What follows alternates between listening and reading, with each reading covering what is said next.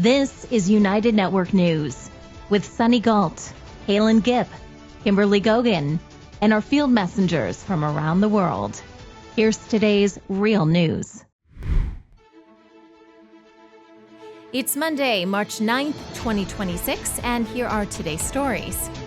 Finding an apartment in Zurich has become almost impossible.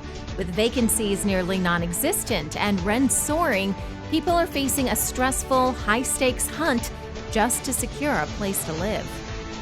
In Tobago, a local surf community is making waves in more ways than one. Beyond catching the perfect wave, they're coming together to support each other and care for the environment. In Fuerteventura, an 85-year-old windsurfer is proving age is no barrier to passion. His energy, creativity, and dedication to his sport inspire everyone around him. That unsettling feeling when someone online seems to know a little too much about you, well, that's doxing. Personal information is dug up and shared, and suddenly you realize how exposed your digital life really is. In Australia, the Health Star rating system may soon be mandatory on all packaged foods, giving shoppers a quick way to see how nutritious a product is. But not everyone agrees this is the best way to improve public health. Nathan and his friends captured a phenomenon that's almost unbelievable: 3 suns appearing in the sky at once. The images are stunning, strange, and make you question exactly what's happening above. Zurich, Switzerland's biggest city and a global financial hub, is famous for its amazing quality of life, stunning views, and thriving economy. At the same time, the city is in the middle of a massive housing crisis, making it nearly impossible to find a place to live. With almost no vacant apartments, the search for an apartment is stressful, competitive, and super expensive. Zurich's housing crisis boils down to a simple problem: too many people, not enough homes. It's the worst housing shortage in Switzerland, and maybe even the entire Western world. According to official statistics, for every 10,000 apartments, only 7 are empty. The issue started in the early 2000s when Zurich's growing finance and tech sectors attracted international talent. After the 2008 crisis, more people moved to Switzerland for its stable economy, but construction couldn't keep up. And with Lake Zurich on one side and protected green spaces on the other, the city can't expand. This supply and demand problem has snowballed, turning a tight market into a full-scale housing crisis. Wie lange sind Sie schon auf der Suche? Eigentlich seit etwa einem Jahr. Etwa 3 Monate jetzt. Jetzt bin ich eigentlich schon seit fast einem Jahr auf der Suche. It's very difficult. Ich konnte eigentlich bis jetzt nur 2 Besichtigungen gehen, weil die meisten werden abgesagt oder das Inserat wird einfach gelöscht. Es gibt nichts, was für mich zahlbar ist, und wenn, dann ist es befristet. Oder eben, es heisst so, ja, du musst da und da übernehmen, das ist quasi die Bedingung, du musst Möbel abkaufen. Ja, Blutter, so Sachen gibt's. The biggest problem is rent just keeps going up, especially for new apartments. But salaries aren't keeping up. Current tenants are covered by rent control, but anyone searching for a new place gets hit with high market rates. This isn't just a problem for renters, it's affecting the whole city. With housing costs soaring, Zurich's already high cost of living is getting even higher. This means essential workers like teachers, nurses, and service staff struggling to afford a place in the city. A lot of people with low to middle incomes are getting priced out and have to deal with long commutes from outside the city. With the population continuing to grow, the competition for centrally located apartments is only getting tougher. Meanwhile, older residents often remain in larger apartments with extra space because downsizing usually means losing good rent deals or paying more for a smaller space. A single woman lives in a massive 6-room home, meanwhile tons of people are lining up just to get a flat viewing. Is that really fair? Zurich says no, at least not during an urgent housing crisis. So what exactly is the Swiss city doing about it? After all, pretty much all major European cities are facing the same problem. Zurich's solution? A compulsory home swap. Here's how it works. First off, it only applies to homes that are in public hands. That's around 17,000 homes or 7% of the city's total. There are clear rules about when you have to swap. A minimum number of people must live in each home. For example, that 6-room place should have at least 5 people living there. Generally, there can be only one more room than the number of occupants. If a home is underoccupied, it has to be swapped. Also, if tenants earn too much compared to their rent, they have to move. And the home has to be the tenant's primary residence. So what about that woman in that big 6-room apartment? The city offered her a 2-bedroom alternative, but she refused and now has to look for a place on her own. One way or another, she'll have to move. What do you think? Are these rules fair? The city's trying to do something about it by buying up public land and even talking about rules for how apartments get allocated, like whether single people should be living in huge places. But it's a slow process. They're also offering perks like higher building density for nonprofit housing, but finding land is still a real challenge. High costs, legal challenges to build projects, and conflicting priorities are making things move slower. Others feel the city's plan just doesn't cut it in today's tough market. Zurich's housing crisis is a perfect example of the downside to being in one of Europe's most popular cities.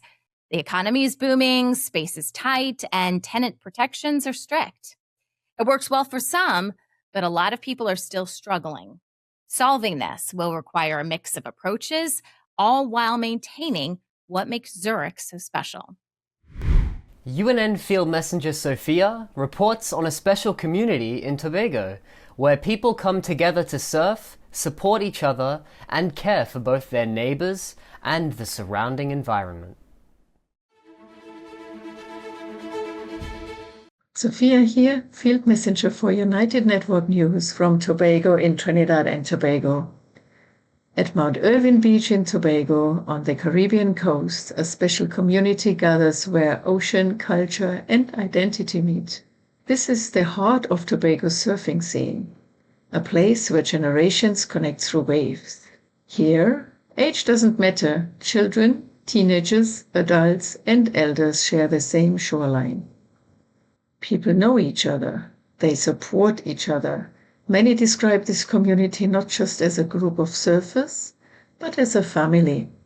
When you arrive at Mount Irvine, there is a strong sense of belonging, a being welcomed and accepted just as you are. What truly connects everyone here is their shared love for surfing. So today, the beach is especially alive. It's competition day. Under bright tropical sun, the conditions are ideal. The right swell, the right tide, and waves that draw surfers into the water one after another. The event includes several categories and is privately organized. Yet, it brings together talent, passion, and friendly rivalry. With the holiday season underway, visitors and surfers from Trinidad have also joined, adding to the energy on the beach. Spectators line the shore, cameras in hand, watching the surf action unfold. There is excitement in the air, and for good reason.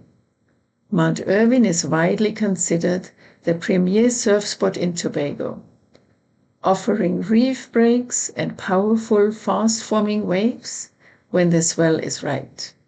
Surfers here rely on skill, timing, and deep local knowledge of tides and currents. From smooth, long rides to sharp technical maneuvers, every wave reflects both athletic ability and a deep respect for the ocean.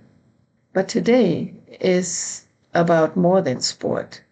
This gathering also carries emotional weight. The community has come together in a circle to honor and remember a cherished member of their midst who has passed away. For many here, surfing is not only recreation.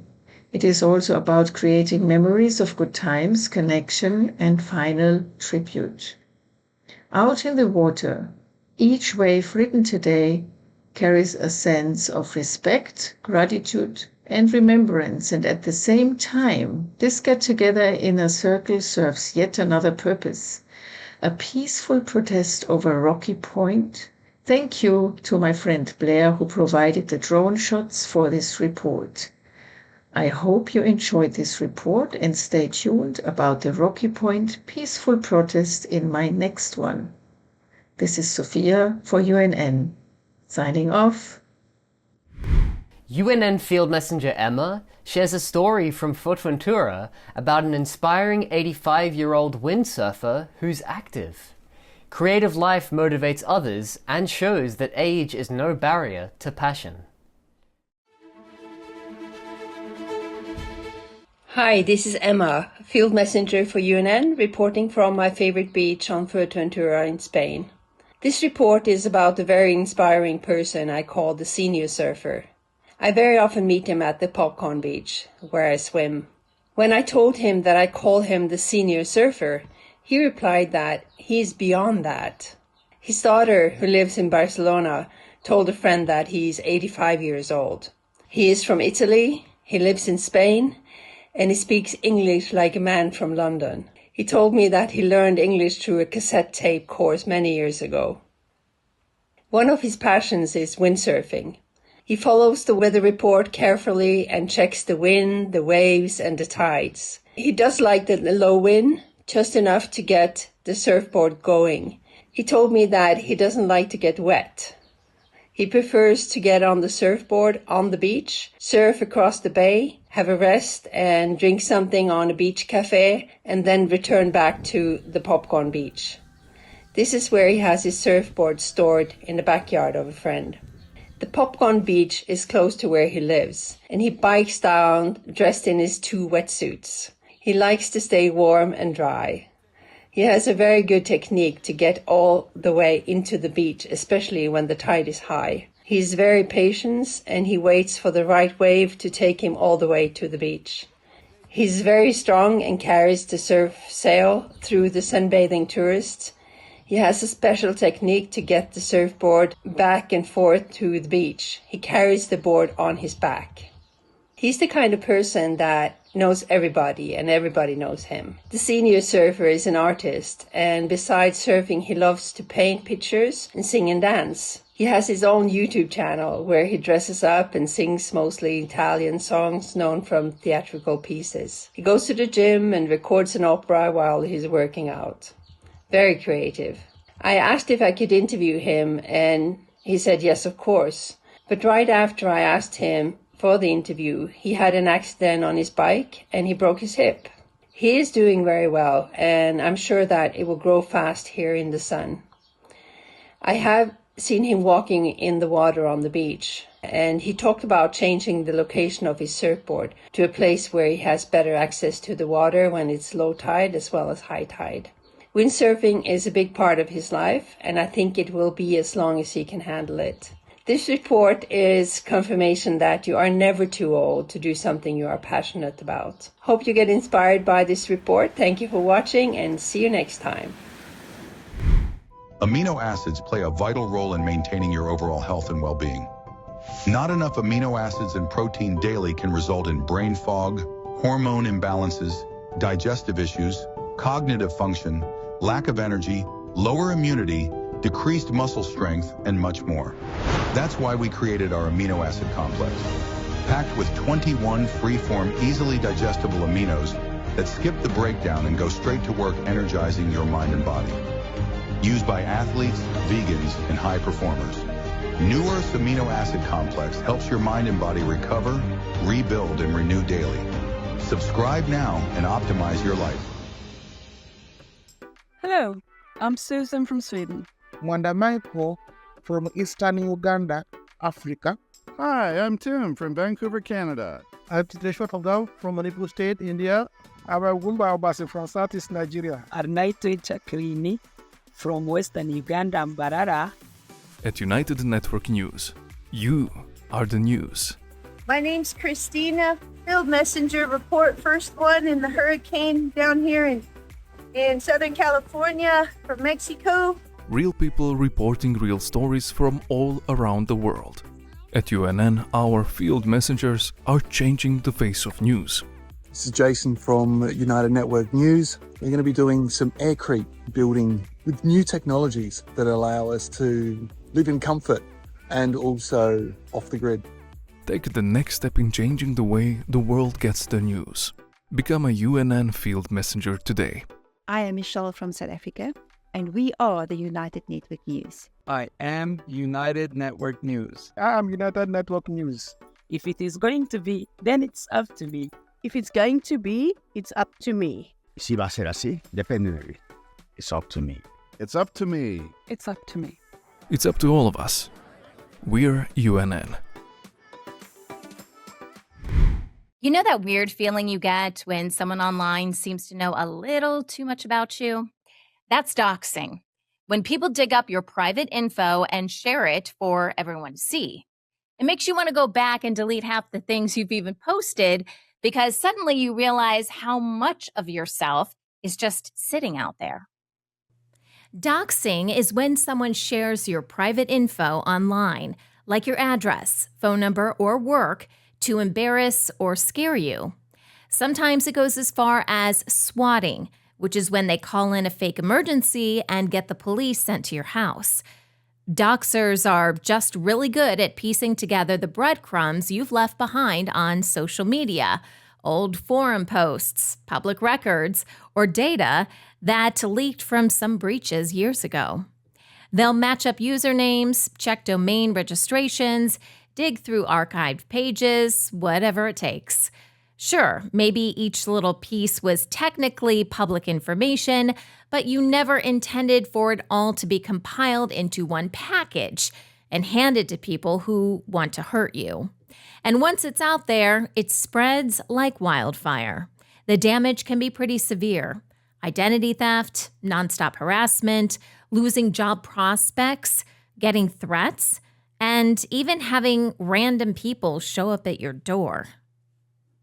A lot of people don't realize how many times they put things on addresses, but it's pretty easy to look people up and find out information. And the whole purpose is to be nefarious. It's not just to have their information. It's to actually do something or try to get somebody to do something to you as a person by releasing this information. And if you want to know how bad it can be, just imagine walking out your home and having 25 people, number one, protesting right in front of your home. And that's not the worst thing that could happen.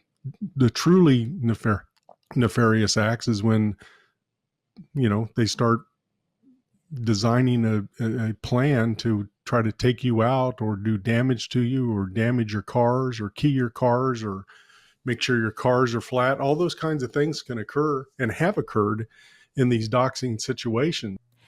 Why do people do it? Lots of reasons. Maybe they're angry about an argument, a political disagreement, some gaming feud, or they just want to mess with you. Sometimes it becomes straight up blackmail. Pay it, or I'll release this. At the end of the day, it's about power. Using your own information against you to make you feel helpless. The emotional toll is huge. People who go through it often talk about feeling anxious all the time, struggling to sleep, having panic attacks, and even feeling unsafe in their own homes.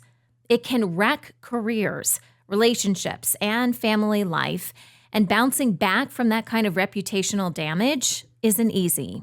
And it's not like the doxer gets away without consequences either. If they're caught, they can face legal trouble, get sued, and ruin their own reputation in the process. If you want to stay safe online, start by locking down your privacy settings, using strong, unique passwords, turning on two-factor authentication, and being careful about what you share. Here are 5 things you need to do immediately if you've been doxxed. And for those that don't know what doxing is, you can pause the screen, I'll put it right here. The first thing you need to do is notify police, especially if you feel like there's a violent threat associated with that doxing. The second thing to do is to notify the platform in which the doxing occurred, because for most platforms, doxing is against their terms of service.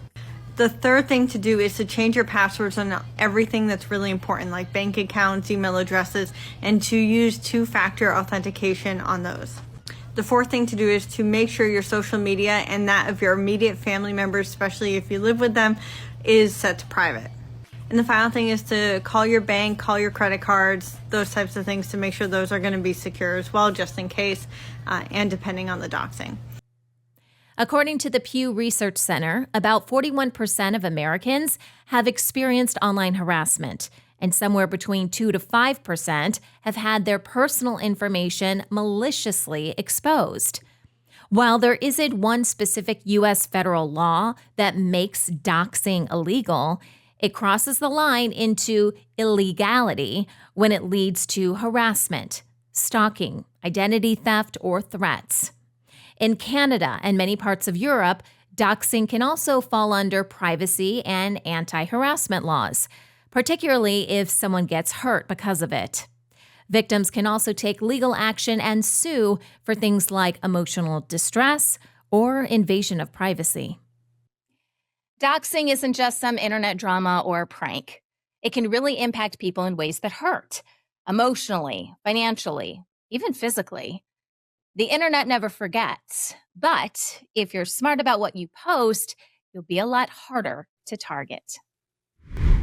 Imagine you're in a supermarket aisle, swamped by rows of colorful packaging claiming natural, no added sugar, or high in protein. Most of us don't have time to parse every ingredient list, and that's where Australia's Health Star rating system was born, to give a quick, at-a-glance sense of how nutritious a packaged food product is. The Australian government is now pushing to make the Health Star rating mandatory on all packaged foods, but not everyone thinks that's the right recipe for better public health. The idea for a simple front-of-pack label came out of a 2011 government review into food labeling. Health experts, industry reps, and government officials kicked around a few options and eventually landed on a star system. After testing it out, the Health Star rating officially launched in 2014 in Australia and New Zealand. The goal was pretty straightforward. Make it easier to compare similar foods at a glance so you don't need a nutrition degree to shop. More stars generally means a healthier nutritional profile. Fewer stars mean less so. And to help the system catch on, the government ran promotional campaigns and commercials like this one, encouraging shoppers to look for the stars in the supermarket aisle. Health Star ratings are easy to spot and use strict calculations to help us make healthier food choices. You will mainly see the Health Star rating on the front of foods that are in packets, cans, cartons, or containers. The Health Star rating rates the overall nutritional profile of packaged food from half a star to 5 stars. The stars are lower for foods that are higher in added sugar, salt, or fats to help you choose the healthier option. All fresh fruit and veggies automatically score 5 stars. Lots of tinned and frozen fruits and veggies also score 5 stars, so check the package. Here's some simple tips to help you choose a healthier shopping basket. Aim for a variety of foods from the 5 food groups, including fresh fruit and veggies, as recommended in the Australian Dietary Guidelines. Look for the Health Star rating on the front of packaged food products. Use the star ratings to compare similar foods. For example, comparing 2 types of yogurt, but not yogurt and a breakfast cereal. Best of all, more stars don't necessarily mean more cost, so it could be a good choice for you and your wallet. And remember, the more stars, the healthier. What that video conveniently left out is how companies calculate their own scores, which opens the door to gaming the system. Experts have flagged that some highly processed foods can boost their stars by adding isolated protein or fiber, or swapping sugar for artificial sweeteners, even if dietitians would still consider the product unhealthy. The formula doesn't fully account for how processed a food is or whether it contains artificial ingredients, which can mislead shoppers. Also, companies often treat the stars as a marketing tool, plastering 4 or 5 stars on packaging to make a product look healthier and grab attention, rather than letting it serve as a neutral guide to nutrition. This selective use and manipulation has left many consumers confused and skeptical about what the stars really mean. Have you ever thought about how a product gets its health star rating? It's kind of like letting the people who make the food decide how healthy it is. Not exactly fair, right? Some popular breakfast cereals have a 4-star health rating even when they contain up to 25% added sugar. That doesn't sound very healthy to me. So what's going on? The health star rating system was created in 2014 to help Australians make better choices. But here's the catch. It's voluntary and food companies get to set the rules. Instead of giving us honest information, they figured out ways to boost their ratings, like adding extra protein while still packing in loads of sugar. Imagine a product that's 25% sugar. The big question is, how can you know what's really good for you? The answer is simple. Learn how to read food labels. You can start by looking at the ingredients and checking the sugar content. Take control of your food choices, learn to read the labels, and you'll be able to make better decisions about what goes in your body. Right now, the health star rating is completely voluntary, which means food companies aren't required to put it on their products. That's led to much lower participation than officials hoped. According to government reports, by late 2025, only about 39% of products that should carry a star rating in Australia actually did. And in New Zealand, it was similarly low at around 36%. Both numbers are well short of the 70% target agreed by food ministers. Because many manufacturers put the stars only on high-scoring foods, it's been hard for shoppers to compare the full range of options on shelves and make informed choices. This patchy uptake under the voluntary system has disappointed public health advocates and is a major reason ministers are now moving toward mandatory labeling that could take effect within the next year or so. Not everyone thinks the health star rating works. Critics are pushing for clear warning labels instead. These labels use simple symbols or statements to show if a product is high in fat, sugar, salt, or ultra-processed. Countries like Mexico, Canada, and the U.S. are already adopting them, and India is now considering them too. A global study from late 2025 found warning labels are more effective at cutting ultra-processed food consumption than star-style systems. UNN Field Messenger Nathan and his friends captured a remarkable event. 3 suns appearing in the sky, seemingly connected. Take a look and see for yourself. What do you think?